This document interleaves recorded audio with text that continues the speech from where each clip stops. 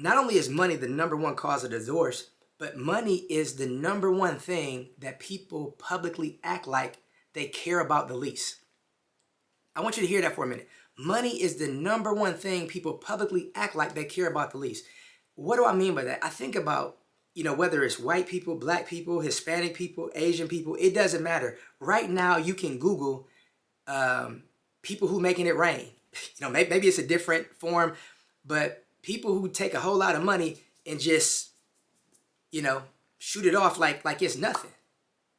And it does not matter what culture. Like that is a symbol of people who have actually arrived and who've made it from a culture that is sick and that continues to support money being a mental illness by encouraging people to publicly act like they don't care about something that is extremely valuable to so many people who don't have it because they worship and idolize it. Because here's the reality. People that have money, they don't think about money as much as people who don't have it. People that don't have money, those are the people who focus on money the most.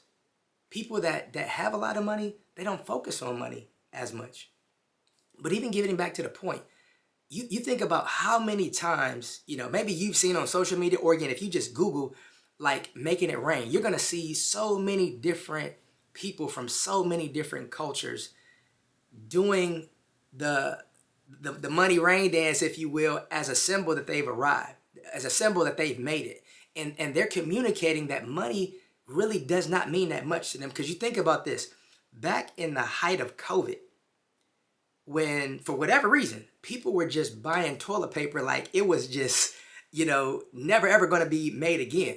Could you imagine during that time where, people are hoarding rolls of toilet paper and like fighting people at the stores because the shelves are bare and somebody else got the last roll of toilet paper? Can you imagine that during that time, somebody has like hundreds of rolls of toilet paper and they just making it rain like money?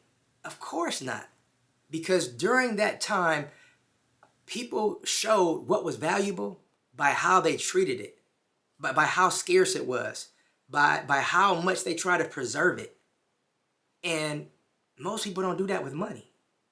Like, we don't treat it like we treated toilet paper in the height of the pandemic. But when you think about it, in order to obtain toilet paper, you got to spend money for it. But we had this dysfunctional love-hate with money that as soon as and I'm not saying all, because it's not everybody, but most of us have been plagued with this virus on some level at some point in time in our lives or another. But it's one of those things that we desire to have it, but at the same time, we're so uncomfortable having it at the same time because so often, as soon as we get it, we spend it as soon as it touches our hands. And for some people, they even spend it even before they get it. And here's what I mean by that. So there's been so many people, and if I've asked you this question, I'm not, referring to you, but it's an exercise that I do to try to get people to think about, like, what is something that they really want to do? Like, what would they do, if they had, enough money and they never had to ever work again? And so one of the activities is a question I ask people, if you had $50 million, what would you do with that money? And I'll say this, so many people that I've asked that question to, over the course of like years and years and years, they're broke within 20 seconds. Like they've never had over, $500,000, let alone 50 million. But in less than 20 seconds, they are broke. They have spent $50 million in a matter of 20 seconds. And everything that they say that they would buy with it is something that would never bring them more money. Everything is a liability. Like everything that they said that they would buy with that money is a liability. It's not an asset. Nothing that's going to bring them money. And you think about this. A lot of people are broke in real life because they're broke in their imagination. And the thing that we don't understand is that whatever we imagine, we're going to bring that to real life. And if we're not comfortable with money for whatever reason, we're going to find some kind of way to sabotage ourselves to get back comfortable and get back broke, because that's what so many of us are used to. It's like people are just deceived into thinking that working hard will get you more money. In order for you to have a lot of money, you have to work hard. And that is the furthest thing from the truth, because most people Most people that are broke, they're not lazy. They're some of the hardest working people in the world, but they have such a dysfunction and such a mental illness around money that they find a way to stay broke, and they find a way to stay, in struggle mode and in life, life and death situation, because that's what they've been accustomed to. Like that's the thing that they've seen most of their whole lives. And so many people are uncomfortable with having money because of what other people are going to say about them.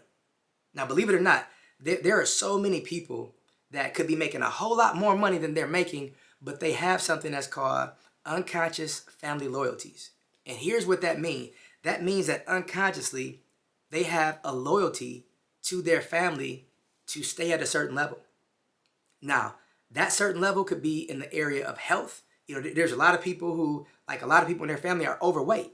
And so in order for them to have a loyalty to their family, they could be going to the gym every day, lose, all of the weight, 6 pounds, muscle, but because of the unconscious loyalty that they have to their family, they stay overweight because this is what they use to connect with their family on. And sometimes in order for people to connect, they have to have visible traumas that both parties can recognize in one another to have that unconscious loyalty that we're both on the same page and we're both in agreement that we're going to keep this because this is what connects us. It's the same exact thing with money. There are so many people that are broke, that are broken, that are in poverty because they have an unconscious loyalty to their family. And for transparency, that was me for years. I had so much fear that if I made a certain amount of money and a lot of my other family members who I love wasn't making that same amount, that some kind of way that it would hinder our relationship, that it would disconnect us, that they would see me as somebody, who's trying to act better than them, or distance myself from them, or, all of these. And here's the reality. None of my family ever said anything like that to me about that period. This was a story that Chris Cannon created. Like, I'm not putting that on my family whatsoever. We don't realize that perception is reality. And there were so many conversations in my family around money that were so negative that I started to feel like if I make a lot of money, my family, how they talk about money, they're going to just insert me where they put that other wealthy person or where they put that other person who is very ambitious around money. They're just going to insert me there. And it's like so often, sometimes people don't say it directly, but we just assume what somebody might think based on what they said about somebody else who desires what we're desiring or who obtained what we desire. And so unconscious family loyalties is something that also keeps people stuck in dysfunctional friendships and dysfunctional relationships. Like, there are so many people who have been murdered. NFL stars, NBA stars, like MLB stars, like all of these people who've had like these mega successful businesses because what they do is that they grew up in these, very rough environments. And just so people from their neighborhood don't think that they're acting better than them, or they forgot where they came from, or whatever other label you want to insert there, a lot of these people, they tend to go back and they make themselves vulnerable because they're acting like somebody who's broke when they're really a multimillionaire. And I'm not saying that if you go to any low income neighborhood, you're just going to automatically get robbed. I'm not saying it at all. But I'm just saying from a survival of the fittest perspective. Because I think I'm a person of loyalty. However, if I don't have any money, no resources, my children are hungry, I might do something illegal just for survival, and I don't think I will, but if put in that situation, I might do something illegal just for survival. So I'm saying from that perspective, when you go back to certain neighborhoods where the income level is either low or non-existent, and you're a multi-millionaire, and it's like, even if you try to hide it, it's visible just because of all of the status around you, you're making yourself vulnerable for somebody to take advantage of you. And so many people have put themselves in these situations just to prove to this group of people that they're still down, that they're still one of them, that they didn't leave the hood behind, or they didn't leave their boys behind, or whatever the case may be. And the reality is this: they're not the same person. And that's okay. When you're broke and when you don't have any money, for you to become, a multimillionaire or even make high six figures, you have to become the person who feels they deserve that type of money to even have the ambition, drive, motivation, inspiration to actually go out and make it happen. Because if you don't become that person, you'll never become that person who experiences that reality. So you are different. You think about how ridiculous that is, that people want to demonize you because you've changed. Think about this. When you got a butterfly and a caterpillar, do we expect the caterpillar to stay a caterpillar his whole life? Of course not. We expect it to turn into a butterfly so it can fly. And we don't do the same thing with people. We expect people to be caterpillars their whole lives because we choose to be caterpillars our whole lives. And so we want them to crawl on their bellies and stay stuck in poverty because that's what we choose to do. When somebody wants you to stay broke and you have an opportunity to make a lot more money, that's a mental illness. When you yourself have the ability to make a whole lot of money, but you unconsciously avoid it for the sake of the connections with people who choose to not do better than what they're doing, that's also a mental illness. And it's so important for us to get to the level and the point in our lives where we make it okay to be money. We make it okay to be wealthy, and we don't demonize, multimillionaires and billionaires because we don't have it. And sometimes I really think that a lot of people demonize wealthy people out of jealousy. They want to be in that position. They literally talk about wealthy people as if being wealthy is bad, as if being rich is bad, as if having money is miserable. You think about their songs, more money, more problems. So a lot of us, we have conditioned ourselves to self-medicate our pain of an empty life by trying to make ourselves feel good because we don't have the money that somebody else has, even though we secretly desire it. So often, when people talk about wealthy people, it's because they secretly desire what they have. Because if something just does not matter to you whatsoever, you're not going to give any attention to it whatsoever. Think about, when was the last time you complained about yellow shoestrings? It's probably been a long time, if ever, because you don't care about yellow shoestrings. They hold no value, no place in your life at all. So you don't even think about yellow shoestrings. But when it comes to wealthy people in the media, a lot of times people that have a poverty mindset, they root against people with wealth because in their mind, if I bring you down and if you don't have, somehow I'm going to get. Somehow their wealth is going to just magically appear in your bank account, and it's not going to happen that way.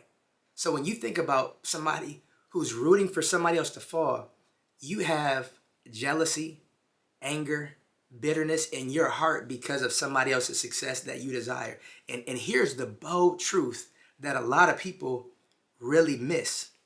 There's a lot of miserable wealthy people, and there's a lot of miserable broke people as well.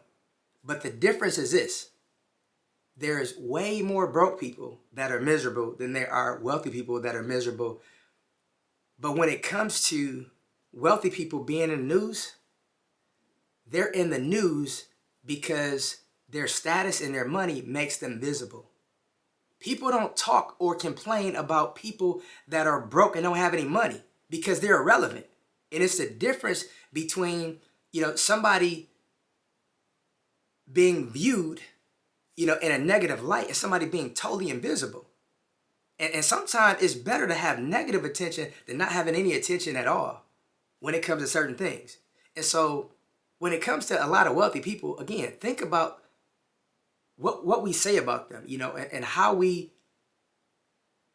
feel when something happens publicly in the news about them. Why do we feel good about the bad things that happen to them? If that is you, maybe that's not you at all. And if you're around people that feels good when something bad happens to them, then guess what? That person being happy for your wealth is non-existent, because guess what? When you get wealthy, when you make a lot of money, they're going to demonize you the same way, because it's not about the person, but it's about them not having what these people have. And if you ever get what that person has up there and these people down here or around you don't have it, they're going to treat you and talk about you and view you the same way that they view them. That is a mental illness. And here's the reality. I want you to really pay attention to the language of the people that you're around. And if they seem like somebody who have hatred and bitterness and jealousy and anger in their heart towards wealthy people, if you have any desire to make more money, be careful of what you share with those people who have revealed who they are based on how they responded to somebody else. Now, if you've gotten any value out of this video whatsoever, you're going to really, really enjoy the video where I talk about how wealthy people think about money. Like, that video is going to be something that you really enjoy, because there are some things in there that I learned 2 weeks before I shot that video, and I study money a lot, that maybe you've never heard before, but I want to encourage you to check it out. And if you also got any value from this video, I want you to give this a likes up, share with at least 3 people, and subscribe.